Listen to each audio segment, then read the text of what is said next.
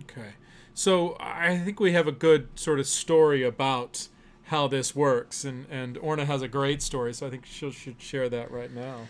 All right, so when we talk about the golden nugget, I know sometimes it can sound really sort of woo woo. So I want to make it super practical for you because one of the things that Matthew and I really love is giving practical tools.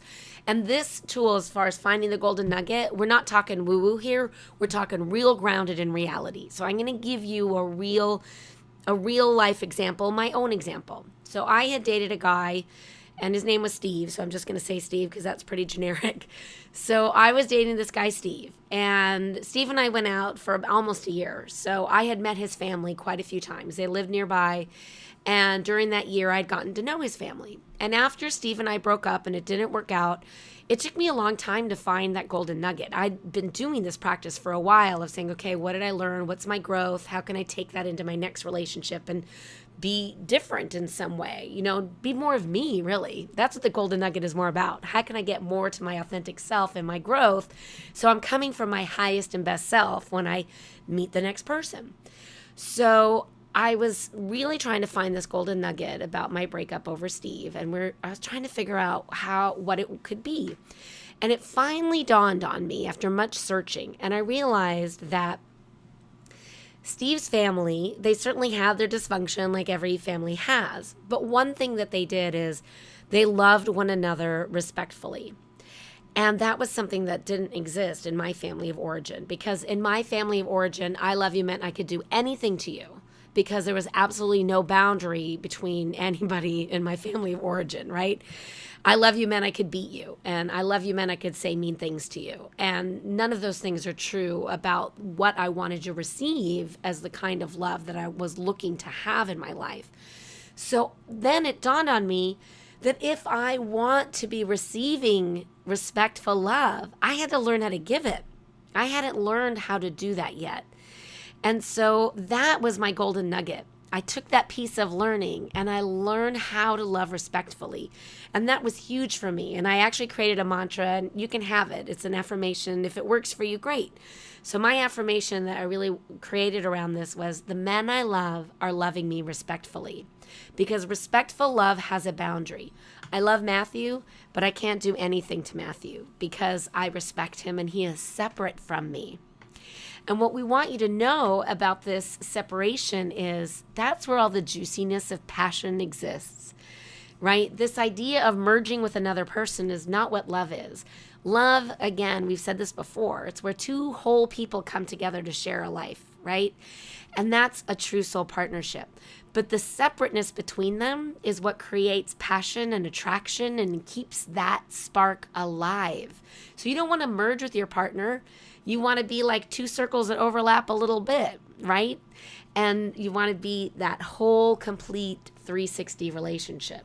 So what we learned from this whole idea of finding the golden nugget, right, is summarized in this really great saying that I love, which is it's never too late to have a happy childhood. And what we mean by this idea is it's never too late to change how you feel about the past. Right? We can't change the events. We can't change what happened to us. We can't change our circumstances. But we can change how we feel about them. And by changing how we feel about them, we can begin to rewrite our past. So I just love that phrase, it's never too late to have a happy childhood. Because you can really change the meaning of all those past events.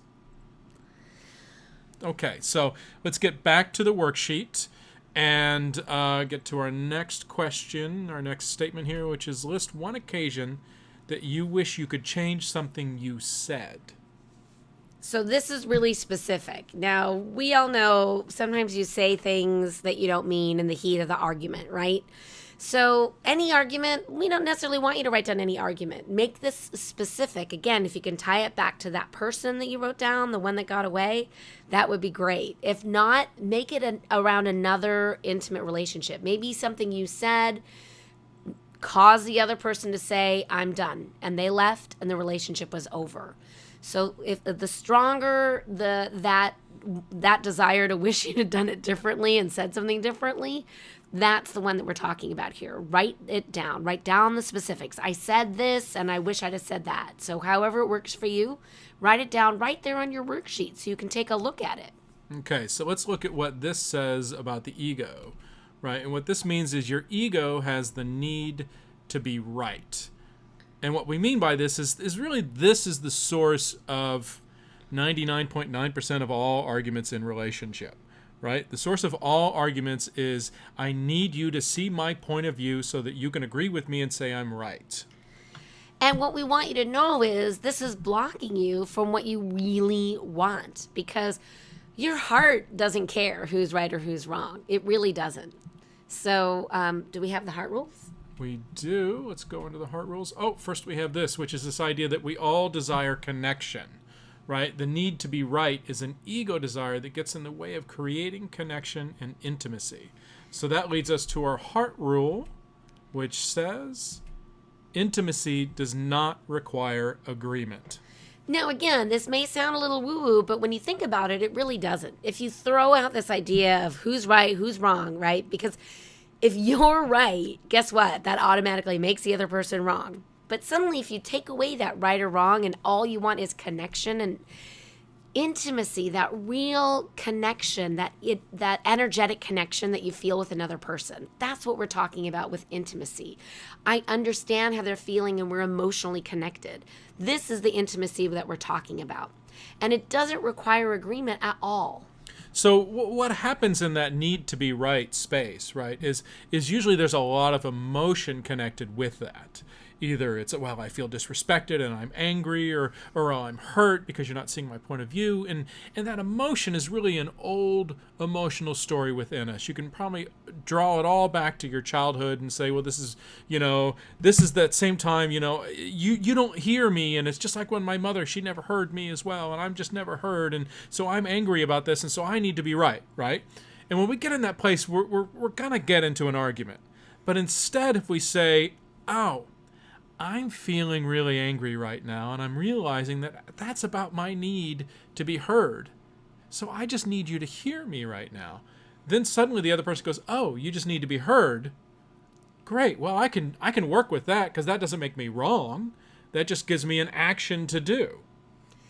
And what's really great is when we really care about somebody, we want to deliver the thing that they desire, right? If you say, oh, I'm feeling so hurt and I want you to hear me, if that person loves you, they're going to perk up and be like, oh, okay, I can listen, because they want you to feel their love.